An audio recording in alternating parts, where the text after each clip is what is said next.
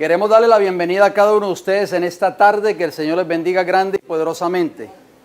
Quiero decirles, queridos hermanos y amigos, que estamos estudiando una serie nueva, una serie de temas nuevos, muy importantes. Yo les voy a pedir de todo corazón de que nos concentremos. No va a ser muy largo el tema, no se preocupen, lo vamos a dividir tal vez en dos partes. Estamos hablando de la historia adventista. Ya tenemos dos temas grabados basados en el fuego de la Review Herald. ¿Por qué se incendió esa casa publicadora que para los años 1900 era una de las casas publicadoras más importantes y más grandes del mundo? Y esa casa publicadora pertenecía a la iglesia adventista. ¿Por qué Dios permitió que esa Review Herald se incendiara? Eso lo vimos en los temas que dimos, tema 1 y tema 2. El tema número 1 ya está en nuestro canal. Si usted no lo ha visto, puede ir y usted va a buscar ahí, va a buscar que el tema lleva el título es El fuego de la Review Herald. La parte número 2 ya muy pronto se va a subir, en los próximos días se va a subir para que usted lo pueda ver. El estudio de esta tarde es basado en la historia adventista. Muchos de nosotros, no se sorprenda, hay muchos adventistas hoy que llevan años dentro de la iglesia y desconocen el trasfondo adventista. O sea, desconocen quiénes fueron nuestros pioneros adventistas, cómo comenzó el movimiento adventista, cómo se fundó la iglesia adventista, quién fue Elena G. White, quién fue Jaime White. En fin, todos los pioneros. Y usted les pregunta, muchos de los adventistas hoy desconocen todo esto. Nosotros, como adventistas del séptimo día, debemos de conocer nuestras raíces. ¿Por qué ustedes y yo somos adventistas del séptimo día? ¿Por qué? Debemos conocer todo eso y es por eso que hemos querido presentar estos estudios los sábados en la tarde, basados en la historia adventista. Así que les exhorto de que usted siempre trate de estar hasta donde sea posible, estar presente para que pueda escuchar y estar atento a estos mensajes tan importantes. El tema de hoy es muy importante, queridos hermanos. Lleva como título El clamor de medianoche. Esta es la parte número 1. ¿Han oído ustedes hablar de el clamor de medianoche? ¿Se les viene a la mente? Bien. Bueno, vamos a ver un poquito de eso. Usted tiene razón, hermana Marva. Vayamos a Mateo capítulo 25. En Mateo 25, los primeros versículos, Cristo habla de una parábola muy importante. La parábola de las 10 vírgenes, ¿recuerdan? Bien, vamos a ver qué nos dice la Escritura. Mateo 25, versículo 1. Dice, entonces, dijo Jesús, el reino de los cielos será semejante a 10 vírgenes que tomando sus lámparas salieron a recibir al esposo. Versículo 2. 5 de ellas eran ¿qué? Prudentes y 5 insensatas. ¿Qué usted quiere hacer hoy en esta tarde? ¿Prudente o insensato? Prudente. Muy bien. Vamos a ver qué sigue diciendo el texto bíblico. Mateo 25:3 dice, las insensatas, tomando sus lámparas, no tomaron consigo aceite. No vamos a entrar de lleno a esta parábola porque eso sería otro estudio. Esto es como una introducción al tema o al estudio de esta tarde. Versículo 4 de Mateo 25 dice, mas las prudentes tomaron aceite en sus vasijas juntamente con sus lámparas. O sea, las prudentes tenían tanto lámparas como aceite. Las insensatas o fatuas, como aparece en otras versiones de la Biblia, tenían solamente lámparas y no tenían aceite. En la Biblia, ¿qué es símbolo de la lámpara? La palabra de Dios. ¿Qué dice el salmista David en el Salmo 119 y el versículo 105? Lámpara es a mis pies tu palabra y lumbrera a mi camino. ¿Y el aceite qué simboliza en la Biblia? O sea que 5 de esas vírgenes que eran las insensatas o fatuas tenían la Biblia en sus manos, profesaban ser cristianas, profesaban ser del pueblo de Dios, pero les carecían ¿de qué? Del aceite, que es el Espíritu Santo. ¿Se acuerda que esta mañana hablamos de los frutos de la carne y los frutos del Espíritu, hermanos? Es muy importante que nosotros tomemos eso en consideración. Vamos a ver qué nos dice el versículo 5 de Mateo 25. Y tardándose el esposo, ¿quién es el esposo? Cabecearon todas y se durmieron. ¿Se durmieron solo 5? Todas. Noten lo que dice el versículo 6. Escuchen cómo dice. Y a la medianoche se oyó un clamor. He aquí viene el esposo. Salid a recibirle. Ahí vemos una foto de las vírgenes prudentes que tenían lámparas, pero también tenían aceite en sus lámparas. Esa expresión, el clamor de medianoche, ¿la han oído ustedes alguna vez? Aparte de lo que dice el libro de Mateo. Bien, vamos entonces a entrar de lleno. ¿Qué ocurrió? ¿Cuándo se dio por primera vez el clamor de medianoche? Y quiero decirles, queridos hermanos, este estudio es muy importante. ¿Saben por qué? Porque este clamor de medianoche, que se dio por primera vez en el año 1844, se va a volver a repetir en el tiempo del fin, antes de que Cristo venga. El clamor de medianoche de 1844. Por eso nosotros tenemos que entender. Ese no es el equivalente a lo que la profecía dice, que va a haber un gran despertar religioso, más o menos. Eso va a tener un doble cumplimiento en el tiempo del fin.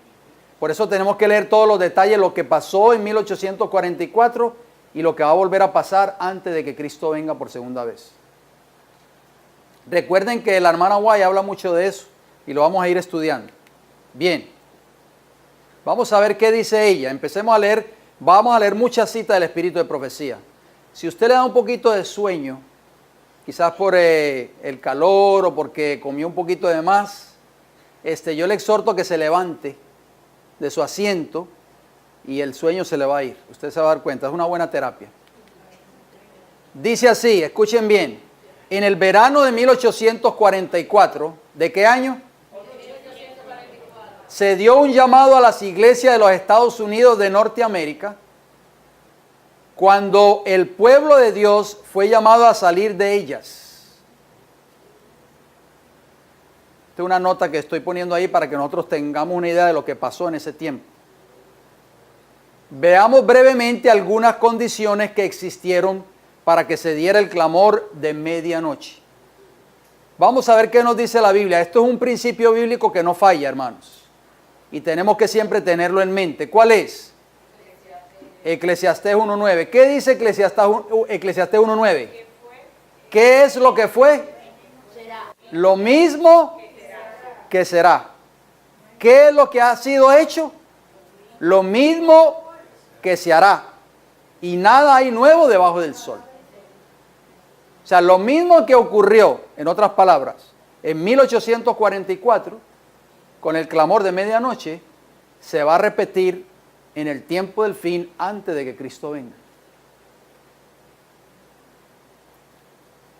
Empecemos con mensajes selectos. Tomo 2, página 449. Dice la mensajera del Señor lo siguiente. El Señor ha declarado, oigan bien, que la historia del pasado, ¿qué dice ella? Se repetirá cuando entremos en la obra final. ¿Se dan cuenta? ¿Qué es lo que fue? Clamor de medianoche en 1844. El movimiento adventista, cuando surge en la plataforma profética de Daniel 8:14. Noten lo que sigue diciendo la declaración. Todas estas citas ustedes las pueden apuntar.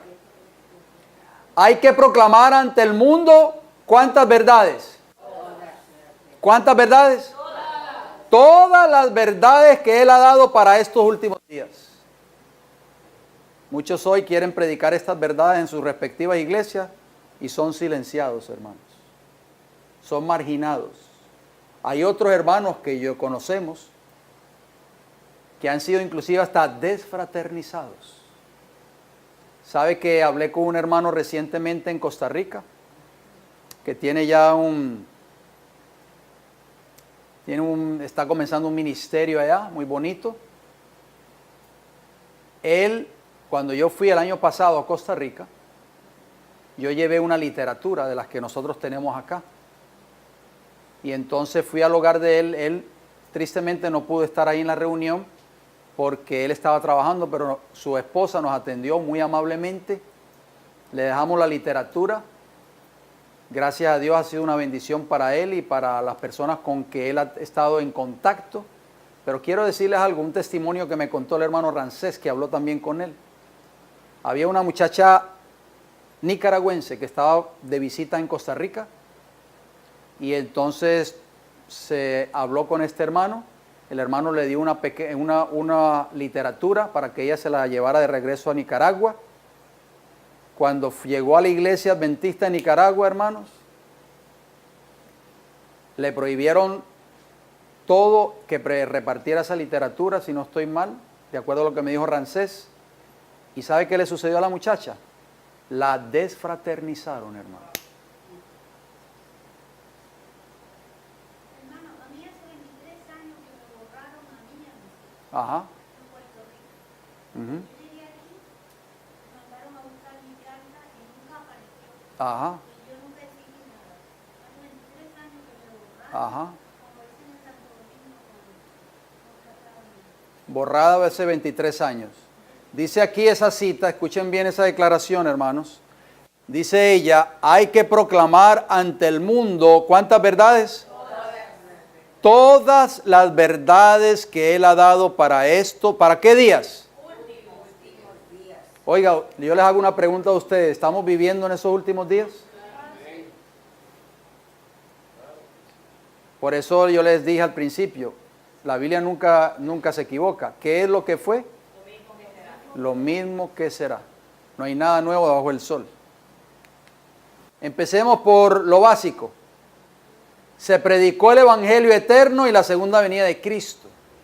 O sea, en el movimiento de 1844.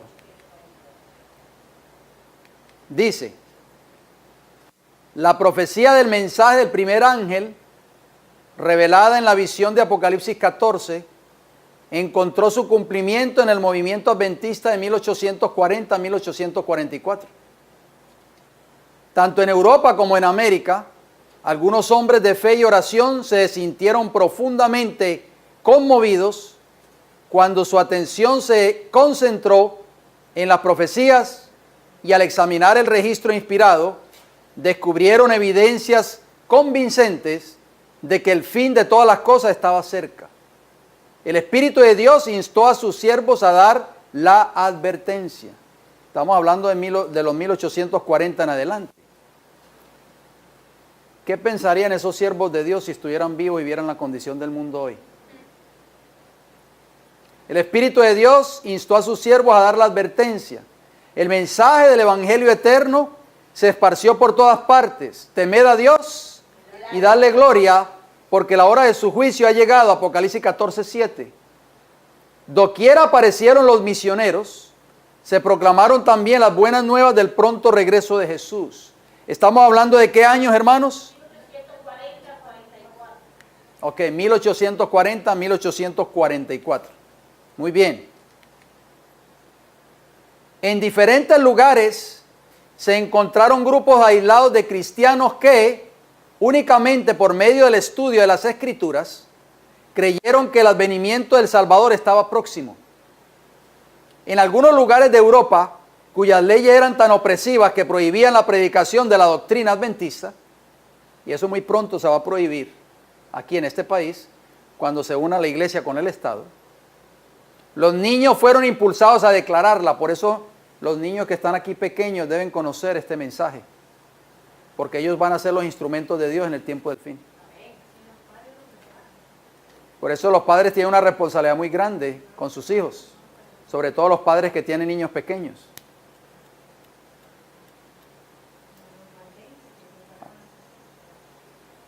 Dice que eran los niños fueron impulsados a declararla y muchos escucharon la solemne advertencia. Pero noten cómo termina la cita. A Guillermo Miller, ¿a quién? A William Miller y sus colaboradores les fue confiada la predicación del mensaje, ¿dónde? En los Estados Unidos, y la luz que encendieron sus labores resplandeció hasta en tierras distantes. Acuérdense que en ese tiempo no había internet, en ese tiempo no había televisión, no había radio. Imaginen el fervor de este siervo de Dios, queridos hermanos. Termina la declaración diciendo, el Señor envió a su ángel para que tocara el corazón ¿de quién? De un granjero que no creía en la Biblia, a fin de inducirlo a escudriñar las profecías. La historia de la redención es un hermoso libro, escrito por Elena G. White, páginas 373 y 374. ¿Quién era Guillermo Miller antes de ser el gran predicador de la fe adventista? Un granjero. Y no creyente. El Señor puede usar gente humilde, queridos hermanos.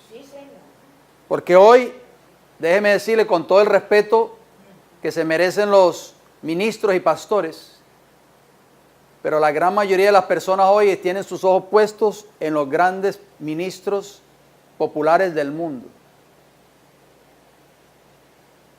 Y los laicos, los humildes laicos, siempre están en un segundo plano. Pero ¿saben qué? Cuando usted estudia la historia adventista, los pioneros adventistas, todos vienen de trasfondos humildes, granjeros, mecánicos, dejaron sus herramientas, dejaron sus campos, dejaron sus cosas. Todo, hermano, lo dejaron por causa del Evangelio y para la predicación del Evangelio.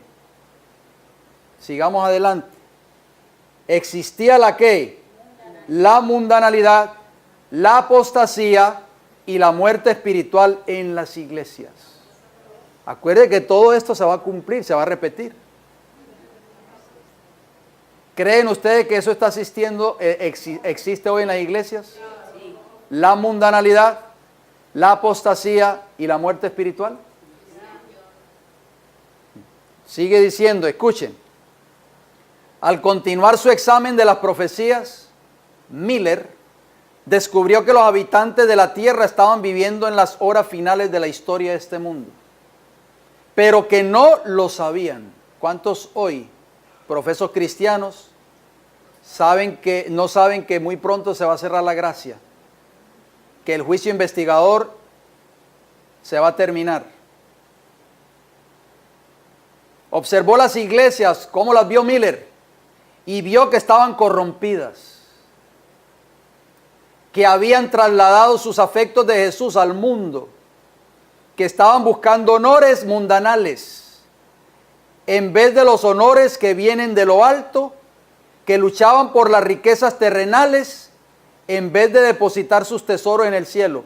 ¿No es esto un cuadro similar a lo que está pasando hoy dentro de la iglesia del mundo cristiano? ¿Qué ustedes creen, queridos hermanos? ¿Sí o no? Hay que ser ciego para no verlo. Mire cómo sigue diciendo. Pudo ver, o sea Miller, ¿qué vio Miller en las iglesias?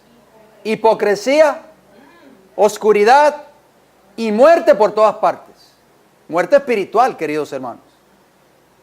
Su espíritu se conmovió en su interior. Dios lo llamó para que abandonara su granja. Era un granjero. Así como llamó a Eliseo para que dejara sus bueyes en el campo de labor a fin de seguir a Elías. Mire lo que dice ahí. Todo lo que está en amarillo yo lo pongo así para resaltar más la declaración. La condición de una iglesia impía en un mundo sumido en la maldad abrumaba el alma de los verdaderos atalayas. Una iglesia impía en un mundo de maldad. ¿Qué le parece a usted? ¿Cuál era la diferencia? Ninguna. Los que profesaban ser religiosos descubrían que estaban confiando en una falsa seguridad. Vieron su apostasía, su mundanalidad, su incredulidad, su orgullo y su egoísmo. Así estaba la iglesia en los días de Miller. La historia de la redención, páginas 374, 375 y 376. Si usted tiene ese libro, léase de nuevo esos capítulos.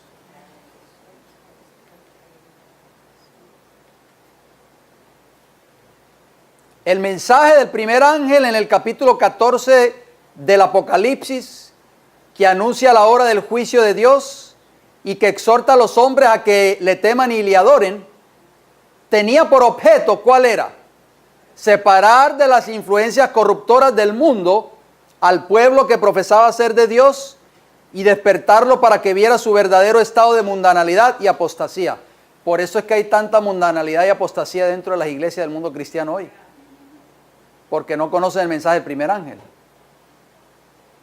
El mensaje del primer ángel se dio en ese tiempo, en 1844, pero va a tener un doble cumplimiento en el tiempo del fin. Por eso es que vemos tanta mundanalidad dentro del pueblo profeso de Dios, queridos hermanos. Ahora ustedes están viendo la razón. ¿Por qué? Porque este mensaje no se da ya dentro de las iglesias del pueblo profeso de Dios. Termina la declaración. Con este mensaje Dios había enviado a la iglesia un aviso que, de ser aceptado, habría curado los males que la tenían apartada de Él. Si los cristianos hubiesen recibido el mensaje del cielo, ¿de dónde venía ese mensaje? Humillándose ante el Señor y tratando sinceramente de prepararse para compadecer ante su presencia, el Espíritu y el poder de Dios se habrían manifestado entre ellos. La iglesia habría vuelto a alcanzar aquel bendito estado de unidad, fe y amor que existía en tiempos apostólicos. El conflicto de los siglos, página 429. Queridos hermanos, este mensaje también no solo fue para ellos, para nosotros también. Si no hay un verdadero arrepentimiento en nosotros, si nosotros no nos apartamos del mundo y de las cosas de este mundo, entonces el Espíritu y el poder de Dios no se va a poder manifestar nunca en su iglesia. ¿Cuántos ministros predicaron ese mensaje? ¿Cuántos? ¿Cuántos ministros van a predicar este mensaje en el tiempo del fin? Por eso es que la gente está detrás de estos ministros que predican estos mensajes. ¿Viste el último tema del pastor fulano de tal que salió en el internet? ¿Viste el último tema que salió del pastor fulano de tal que salió en YouTube? Porque solamente pocos ministros están predicando hoy este mensaje, así como sucedió en 1844. Pocos ministros predicaron este mensaje. ¿Qué dice la sierva del Señor? Hubo pocos ministros. ¿Cuántos?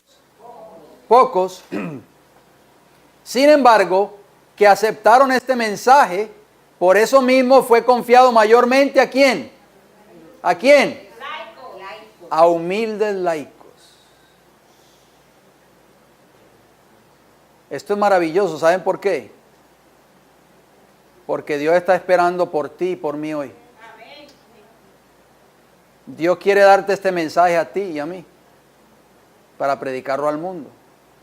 Porque van a haber muy pocos ministros que estén dispuestos a predicar este mensaje del tiempo del fin, que es el mensaje de los tres ángeles. Mire lo que dice la mensajera del Señor. Hoy se habla mucho de credenciales. ¿Y usted tiene credenciales? A mí me han preguntado muchas veces. ¿Usted tiene credenciales? Dice, sí, yo tengo mis credenciales de ministro ordenado, pero yo no sé si usted quiere ver las que usted quiere ver. ¿Sabe que yo tengo un hermano que nunca ha sido adventista, que vive en New Jersey? Mire lo que sucedió esta semana que hablé con él por teléfono. Se llama Darío. Él siempre me pregunta, él me dice JJ, porque mi nombre es John Jairo, igual que mi hijo. Entonces cada vez que habla conmigo me dice JJ. Y dice, yo estoy yendo a esta iglesia adventista, que bueno, me alegra mucho. Y entonces yo hablé con el muchacho encargado, se llama Pedro de la Rosa. Hablé con Pedro y yo le digo, Pedro, mi hermano va a venir un día aquí, ¿por qué no lo pones a predicar aquí en la iglesia? Entonces yo le digo a Darío, no te preocupes, no insistas, deje que el Señor, deje las cosas como son. No, pero ¿por qué? Él me pregunta, él no desconoce muchas de estas cosas. Y él no se preocupe, yo sé que él va a decir que no. Entonces esta semana volvió y le preguntó y Pedro le dice, dile a tu hermano que traiga sus credenciales. Entonces yo voy a coger las credenciales y las voy a mandar para la conferencia de New Jersey. Y si ellos me dan el ok, pues entonces tu hermano puede predicar aquí en la iglesia. Pero mire, escuchen bien, hermanos. Por eso nosotros como adventistas tenemos que entender este mensaje. Si usted y yo no lo entendemos, dice, ¿a quiénes Dios usó? ¿A humildes qué? Laicos. Dice, los granjeros. ¿Quiénes, hermanos? Los que cultivan la tierra. Los que siembran. Los granjeros dejaron sus campos. Los mecánicos sus herramientas. Los comerciantes sus mercaderías. Los profesionales sus tareas. Y a pesar de ello, la cantidad de obreros era pequeña en comparación con la obra que se debía realizar. La historia de la redención, página 375. Díganme, por favor, ¿quiénes fueron los que dieron este mensaje del clamor de medianoche en 1844? Los laicos, los granjeros, los mecánicos, los comerciantes y los profesionales. Dejaron todo, queridos hermanos, por predicar este mensaje del fuerte clamor o el clamor de medianoche. ¿Y Dios lo usó o no? Pero hoy no, muéstrame tus credenciales. ¿Quién te dio autoridad? ¿Se acuerdan cuando le preguntaron a Jesús? Los escribas y los fariseos. ¿Quién te dio autoridad para hacer estas cosas? ¿Por qué? Porque tú volcaste las mesas. Porque echaste los cambistas del templo. ¿Quién te dio esa autoridad? ¿Y qué les dijo Jesús? Bueno, ustedes quieren que yo les conteste, yo les voy a hacer una pregunta. Si ustedes me contestan, yo les digo con qué autoridad yo hago estas cosas. Ustedes conocen la historia. Vi que Dios estaba en la proclamación del tiempo en 1843. ¿Dios estaba detrás de esa proclamación, sí o no? ¿Y quién eran los que estaban proclamando ese mensaje? Los granjeros, los mecánicos, todas esas personas laicos humildes. Dice, era su propósito despertar a la gente y colocarla en un punto de prueba donde se decidiese en pro o en contra de la verdad. Algunos ministros, ¿cuántos ministros? Algunos, no dice todos. Algunos ministros se convirtieron se convencieron de la exactitud de los cálculos y las interpretaciones dadas a los periódicos proféticos o a los períodos proféticos y renunciando a su orgullo, ¿a qué, hermanos? Ay, eso sí que es fuerte en el ser humano, el orgullo. Yo estudié en tal universidad. Yo estudié 20 años en tal universidad. Tengo un doctorado en tal. Tengo un doctorado en filosofía. Tengo un PH en tal. Dice que se convencieron de la exactitud de los cálculos y las interpretaciones dadas a los períodos proféticos y renunciando a su orgullo, a sus emolumentos y a sus parroquias, fueron de lugar en lugar para proclamar el mensaje. ¿Muchos ministros? Algunos. Pero como este mensaje del cielo solo podía encontrar cabida en el corazón de algunos de los que se llamaban ministros de Cristo, oigan bien cómo termina la cita, la obra fue confiada a muchos que no eran, ¿qué? Predicadores. Primero escrito, página 232. Así que no digas, es que yo no puedo predicar. Dios te puede usar a ti hoy. Y Dios está buscando a hombres y mujeres como tú y como yo para predicar este mensaje. Mire cómo sigue diciendo la sierva del Señor. Los hombres de mayor talento, ¿quiénes? Los hombres de mayor talento. No fueron los primeros en recibir este mensaje, oigan. Sino que fueron enviados ángeles a los humildes y devotos. Y los constriñeron a pregonar el clamor. Aquí viene el esposo, salid a recibirle. Primero escrito, página 232. Alabado sea el Señor. Porque Dios va a hacer esa misma obra en el tiempo del fin. Pero con aquellos que se consagran en su servicio. Amén. Pero el mundo está hoy pendiente ¿de quién? De los grandes pastores de fama internacional.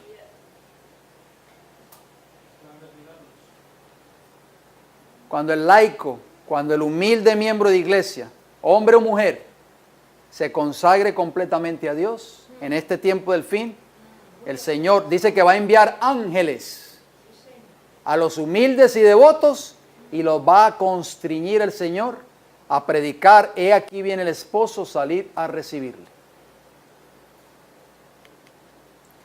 En ese entonces las iglesias no estaban ¿qué? Esperando a Cristo.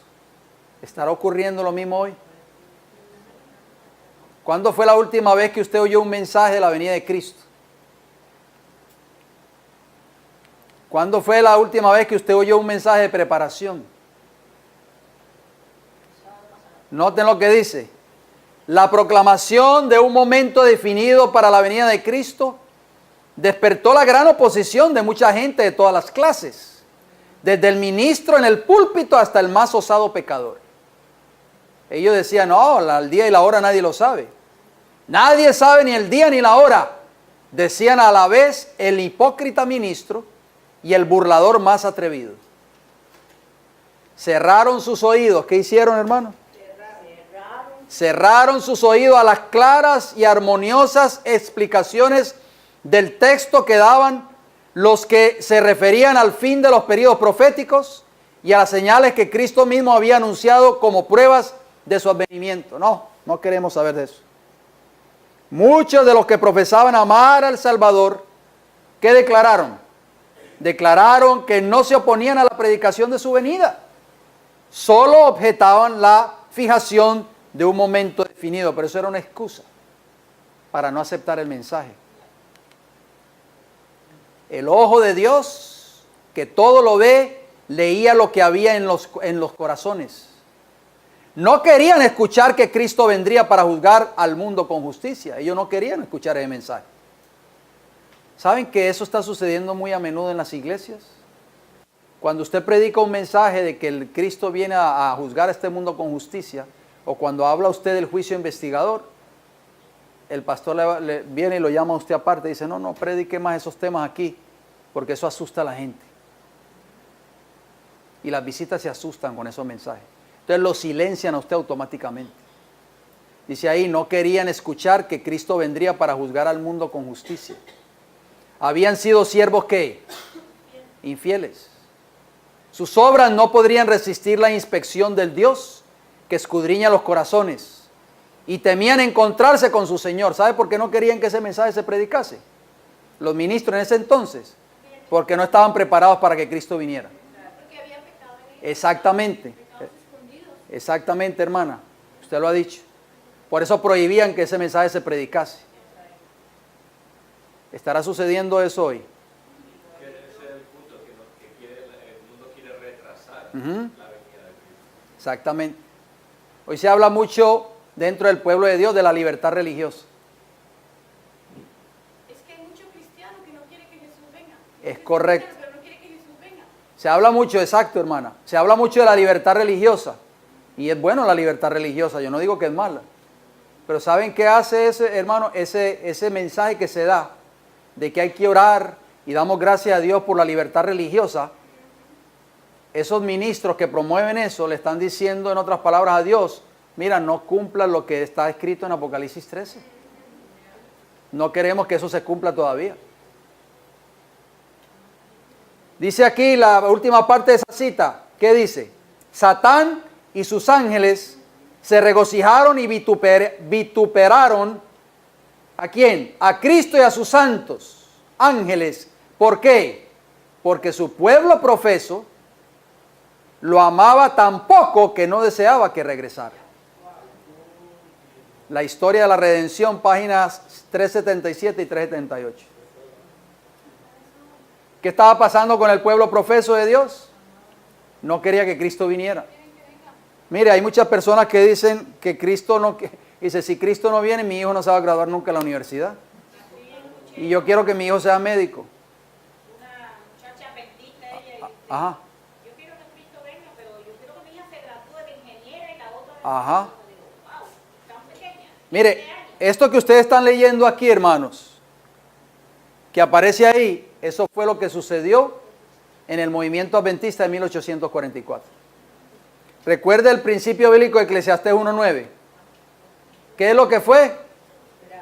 Lo mismo que será. ¿Qué sucedió en ese tiempo nuevamente?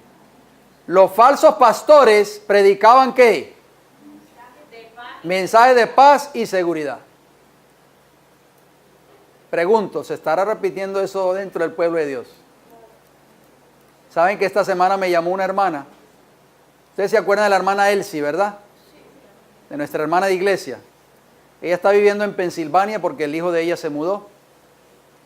La mamá de la esposa del hijo de la hermana Elsie, se llama Ena, me llamó y me dice, hermano, necesito que me mande material, por favor. Necesito esos temas que ustedes predican allá en la iglesia, en Tampa. Mándeme los periodiquitos, por favor. Yo le dije, hermana Ena, ¿y qué pasó? Usted está, me dijo, sí, nos están llevando, nos recogen y nos llevan a la iglesia los sábados. Y yo le dije, ¿cómo está el mensaje ahí en la iglesia, querida hermana Ena? Y dice, ya usted sabe, por encimita nada más. ¿Por qué, hermanos? Y esto es en toda parte, no crean que eso solamente. Porque ahí es donde se cumple que la iglesia está dormida. El enemigo quiere que nosotros como miembros de la Ajá. iglesia estemos dormidos, por eso es que no podemos mirar a los hermanos entre nosotros mismos, Ya. porque eso nos va a llevar a dormir. Exacto. Los pastores falsos predicaban cosas que halagüeñas, mensajes de paz y qué, y seguridad. Estaba hablando de una hermana que ya tiene más de 80 años. Me lo dijo esta semana que hablé con ella. Yo le voy a mandar un material esta semana. Noten lo que dice la sierva del Señor. Escuchen esta cita. Los atalayas infieles, ¿cómo eran esos atalayas? Infieles, estorbaban el progreso de la obra de Dios.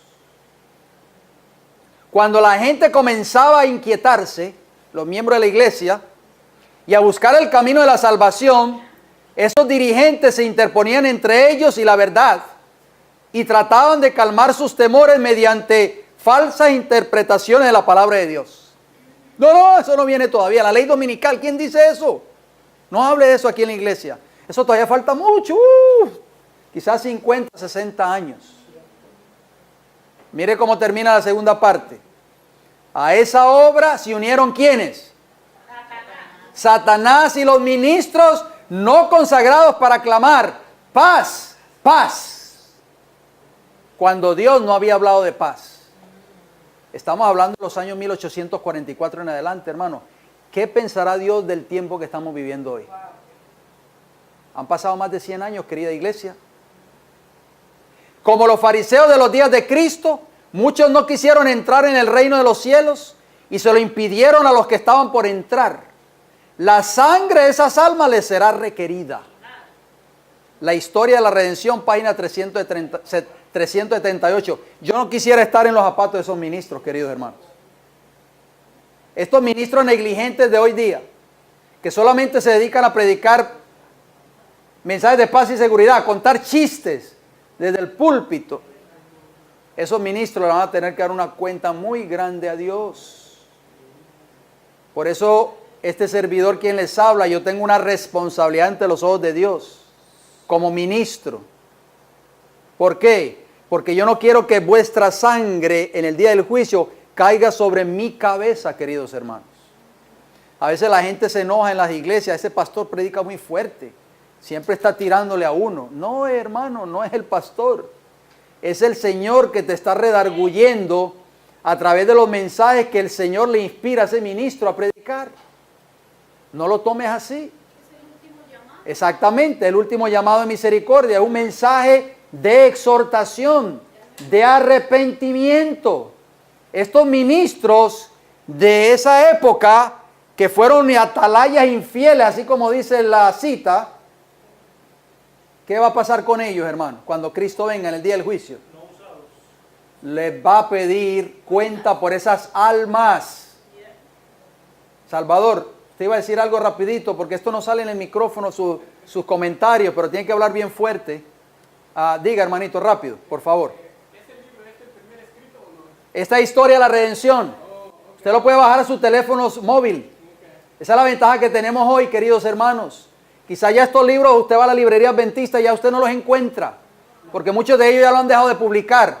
Pero aproveche ahora que tenemos la oportunidad, baje los libros, vaya a Google Store o Apple Store, si usted tiene un Apple, y entre ahí y ponga el libro de Elena G. White y los baja todos, los puede bajar todos a su celular, gratis.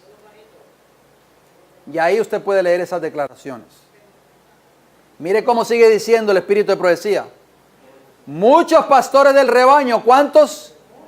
¿Pocos o muchos? Muchos que aseguraban amar a Jesús, decían que no se oponían a la predicación de la venida de Cristo, sino al hecho de que se fijara una fecha para su venida. Pero dice, note lo que dice la sierva del Señor. Pero el omnividente ojo de Dios leía sus corazones. No deseaban que Jesús estuviese cerca. Comprendían que su profana conducta no podría resistir la prueba. ¿Cuál era la conducta de los ministros? Profana. Porque no andaban por el humilde sendero que trazara Cristo. Aquellos falsos pastores se interpusieron en el camino de la obra de Dios. Esos pastores hoy que se levantan en contra de los laicos que quieren predicar este mensaje en sus iglesias, son falsos pastores, hermanos. Son pastores asalariados. Dios le va a pedir cuenta a esos ministros. Mire cómo termina la cita, esto sí está en primeros escritos. La verdad predicada con poder convincente despertó a la gente, que como el carcelero empezó a preguntar, ¿qué debo hacer para ser salvo? Pero los malos pastores, ¿había malos pastores en ese tiempo? ¿Los hay hoy? Claro que sí. Los malos pastores se interpusieron entre la verdad y los oyentes, predicando cosas halagadoras para apartarlos de la verdad. Chistes, anécdotas de todos los sábados. La gente dice, pero si este hombre solo cuenta chistes, solo cuenta historia nada más, que se fue para Santo Domingo, que estuvo allá en la casa de la mamá. Exactamente, experiencias personales. ¿Se unieron con quién, hermanos? ¿Con quién se unieron? ¿Con quién están estos pastores unidos? Con Satanás y sus ángeles para clamar, paz, paz. Cuando no había paz, quienes amaban sus comodidades y estaban contentos lejos de Dios, no quisieron que se los despertase de su carnal seguridad. Vamos a ver uno de esos pastores en nuestro próximo estudio. Lo vamos a traer aquí en video para que ustedes vean. Vi que los ángeles lo anotaban todo. Las vestiduras de aquellos profanos pastores estaban teñidas con la sangre de las almas. Primero escritos 2:33 y 2:34. Eso es serio, hermanos. Por eso yo les decía hoy en la mañana, en la clase que tuvimos, ¿ustedes creen que todos estos pastores que nosotros vemos por allí son ungidos del Señor? No, hermanos. Son pastores apóstatas que nunca han sido ungidos por Dios. Dice la sierva del Señor que están unidos es con Satanás. Suena fuerte esto, ¿verdad? No estamos hablando de ningún pastor o ministro en particular, pero sí un llamado de amonestación del Señor para esos ministros falsos que se están interponiendo entre la verdad para este tiempo del fin que Dios tiene para su iglesia remanente y para el mundo, y están silenciando a aquellos que están levantándose en sus iglesias para tratar de predicar esta verdad. ¿De qué manera lo están haciendo?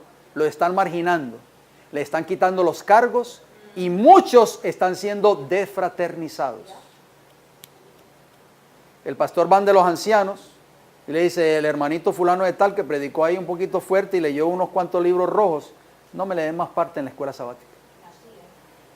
No digan nada. Van de la directora de escuela sabática y le diga, el hermanito fulano de tal que habló ahí, ya no le den más parte, por favor. Van del primer anciano, le dice, ese muchacho que predicó ahí, que habló un poquito fuerte y habló del fuerte clamor y del mensaje del primer ángel, no más. Déjelo por ahí tranquilito, no le den más parte. Lo silencian completamente. Y los hermanos, como creen el mensaje de que la iglesia es el arca de salvación, están ahí y se quedan ahí sentados para el resto de su vida, cogiendo telarañas en los asientos, porque no pueden ya predicar, porque han sido marginados completamente. El mensaje de arrepentimiento provocó un gran despertar religioso. ¿Oyeron eso? Y eso es lo que va a provocar el mensaje de arrepentimiento en el tiempo del fin, que es el clamor de medianoche. Aunque sufrió la oposición de Satanás, oigan bien, o sea, el mensaje, la obra avanzó decididamente y muchos miles aceptaron la verdad del advenimiento. ¿Cuántos? ¿Poquitos? Muchos miles. Por todas partes, queridos hermanos, se oyó el penetrante testimonio que advertía a los pecadores, tanto mundanos como miembros de iglesia, para que huyeran de la ira venidera. Oiga, si esos hombres estuvieran hoy vivos y vieran la condición de este mundo, ¿qué ustedes creen que predicarían? ¿Mensajes de paz y seguridad? No, hermanos. Como Juan el Bautista, el precursor de Cristo, los predicadores hincaron el hacha en la raíz del árbol e instaron a todos a dar frutos dignos ¿de qué? De arrepentimiento. Sus conmovedores llamados contrastaban señaladamente con las afirmaciones de paz y seguridad que se escuchaban desde los púlpitos populares. ¿Qué se escuchaban detrás de los púlpitos populares? De las iglesias populares. Paz y seguridad. Y doquiera se daba el mensaje, conmovía a la gente. El sencillo y directo testimonio de las Escrituras, introducido en el alma por el poder del Espíritu Santo, resultaba tan convincente que pocos eran capaces de resistirlo totalmente. Los que profesaban ser religiosos descubrían que estaban confiando en una falsa seguridad. Vieron su apostasía, su mundanalidad, su incredulidad, su orgullo y su egoísmo. Les hago una pregunta a ustedes. ¿Cómo va a ver la gente su apostasía, su mundanalidad, su incredulidad, su orgullo y su egoísmo si los pastores están prohibiendo que se predique este mensaje de arrepentimiento para el tiempo del fin? Entonces, ¿cómo se va a preparar la iglesia? Dígame, por favor, si ese mensaje se prohíbe o está vetado dentro de todas las iglesias del pueblo profeso de Dios. ¿Dios será que se va a llevar a todos esos cristianos mundanos para el cielo cuando Él venga? No, hermanos. Tristemente se van a perder. Esto es serio, querida iglesia. Ajá. Ajá. Ajá.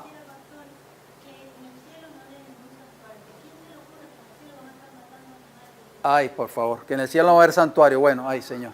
Diga, hermanita. Hablen fuerte porque esto, no sé si la voz de ustedes se va a escuchar.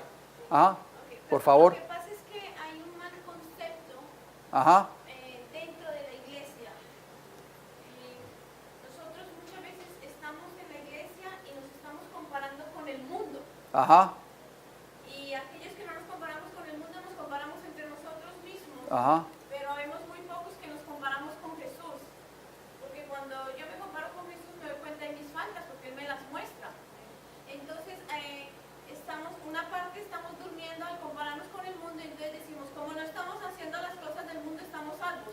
Ya. Y sucede que estamos como dicen, en luz roja, porque no estamos adentro viviendo como Jesús quiere, pero tampoco estamos ayudando al mundo. Exacto. Lo estamos condenando y el mundo está perdido porque no conocen a Jesús y nosotros estamos perdidos pensando que conocemos a Jesús. Es bien peligroso saber cada cual realmente qué es lo que estamos haciendo acá. Exacto. ¿Qué es que le estamos sirviendo? Por eso es que necesitamos escuchar este mensaje del clamor de medianoche, que es un mensaje que nos va a llevar al arrepentimiento y al abandono de todo lo que es el pecado. ¿Estamos de acuerdo, querida iglesia? Brevemente, hermanita, por favor. Mi vecina me estaba acechando, me dijo que no me veía. Pero cuando yo llegué, ella corrió y me dice, vecina, ¿veniste? Le digo, sí. Me dice, ¿sabes una cosa? Yo tengo que decirte algo. Yo he dado el mensaje a ella en los estudios, pero ella es de los domingos. Ajá. Ella no quiere saber del sábado ni nada de eso. Pero me dice, ¿sabe qué? Ya no vuelvo a ir a mi iglesia, porque los pastores no están predicando que Jesús ya viene pronto. Entonces dije yo, oh, Dios de la gloria me viene a decir a mí. Y ahí aproveché a decirle, como tú dices ahora, este es el momento de que van a venir a hacer preguntas, a buscar a nosotros, para que nosotros le digamos que Jesús ya está a la puerta. Así es. Mire cómo termina esa declaración, hermanos. Muchos buscaron al Señor arrepentidos y humillados. Los afectos que por tanto tiempo habían depositado en las cosas terrenales, los depositaron entonces en el cielo. La iglesia de hoy, del pueblo de Dios, ¿está aferrada a las cosas de este mundo? ¿Qué ustedes creen? ¿Sí o no? El Espíritu de Dios descendió sobre ellos y con corazones ablandados y subyugados se unieron con los que proclamaban: temed a Dios y dadle gloria, porque la hora de su juicio ha llegado. Apocalipsis 14:7. Los pecadores preguntaban llorando: ¿qué debo hacer para ser salvo? Mire cómo termina la cita. Aquellos cuyas vidas estaban manchadas por la deshonestidad anhelaban hacer restitución.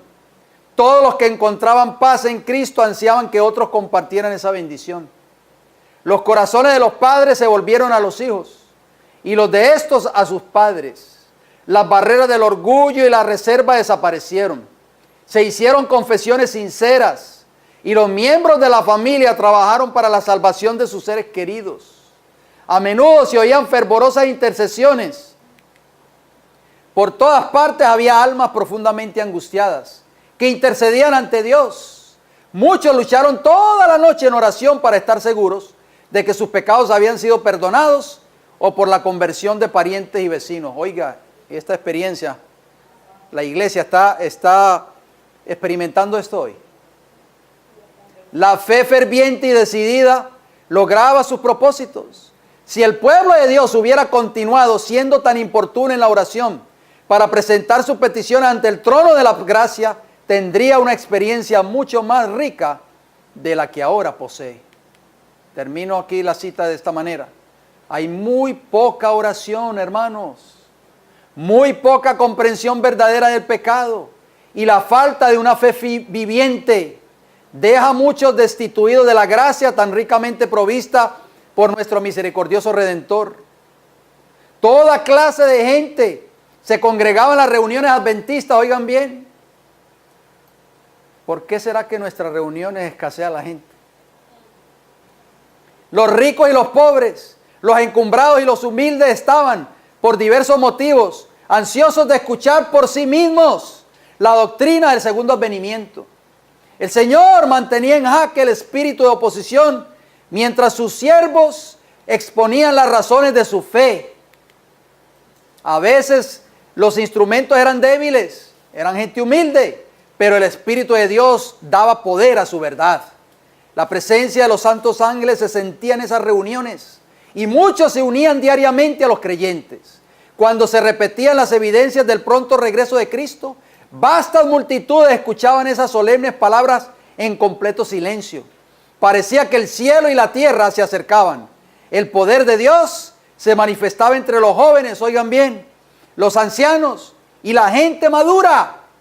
Regresaban a sus hogares con alabanzas en los labios y alegres voces resonaban en el aire tranquilo de la noche. Ninguno de los que asistió a esas reuniones, o sea, a esas reuniones adventistas, podrá olvidar jamás esas escenas tan profundamente interesantes. La historia de la redención, página 375 a la 377. Hermano Rafael, ¿usted iba a decir algo? Sí, pero creo que después lo comparto privadamente porque es una cita que encontré en el conflicto de los siglos que respalda lo que ha dicho. Vamos a 5 minutos más y terminamos. Esto va a tener una segunda parte, quizás en nuestra próxima intervención lo vamos a tener, pero no se lo puede perder. Todas las clases de la sociedad se agolpaban, ¿dónde? En las reuniones de los adventistas. Oiga,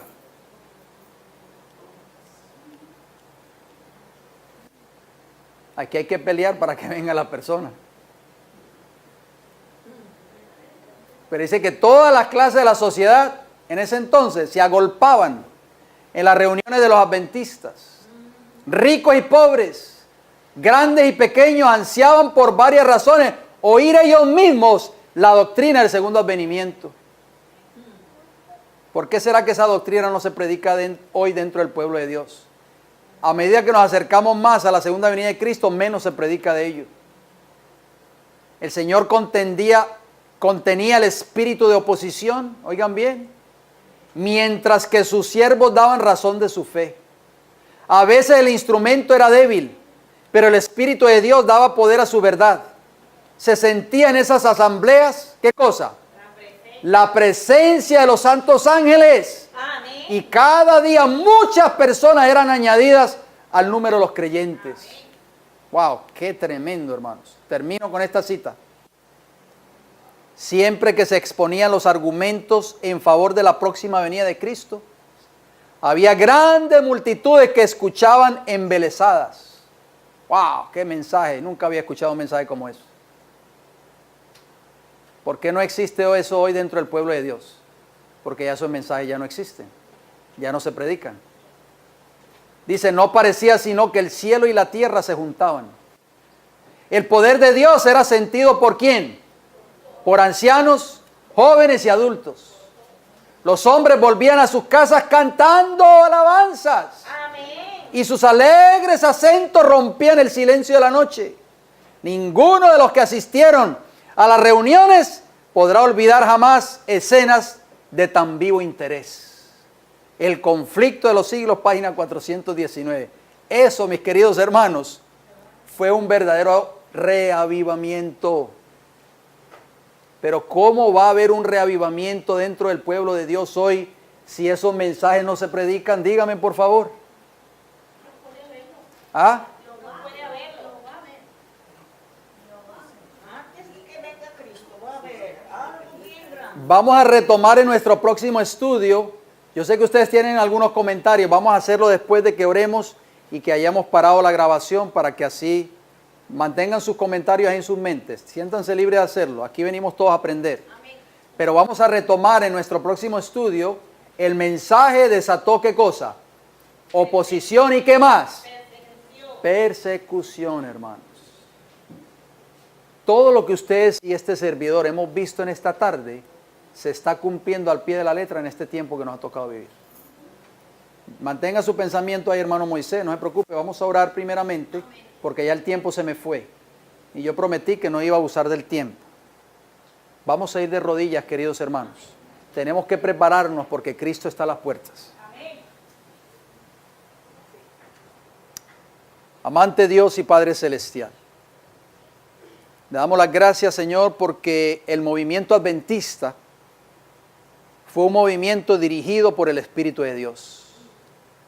Los ángeles de Jehová asistieron a cada uno de esos siervos fieles, como Guillermo Miller, que era un granjero humilde, y fue usado poderosamente para predicar este mensaje del tiempo del fin. Gracias a ese movimiento y gracias a esos hombres fieles, que tuvieron que resistir la oposición, el oprobio, la persecución, el escarnio de los líderes religiosos de su tiempo. Gracias a esos hombres fieles, Señor, nosotros estamos aquí en esta tarde y hemos conocido este maravilloso mensaje adventista para el tiempo del fin. Le rogamos, Padre Celestial, de que usted nos ayude a vivir este mensaje en nuestras vidas. Que nos ayude, que nos pueda usted, el Espíritu Santo nos lleve a un verdadero arrepentimiento. Un arrepentimiento genuino, verdadero, para la gloria y la honra de su santo y bendito nombre. Padre Celestial, ayúdanos a levantarnos como un solo hombre y llevar estas buenas nuevas de salvación, el mensaje adventista, el verdadero mensaje adventista que usted le dio a esta iglesia, Señor, que sabemos que es un mensaje de carácter celestial. Ayúdanos a conocerlo y a compartirlo con otros que no lo conocen. Le damos las gracias y le pedimos todos estos favores en el bendito nombre de Cristo Jesús. Amén. Que el Señor les bendiga grande y poderosamente a cada uno de ustedes.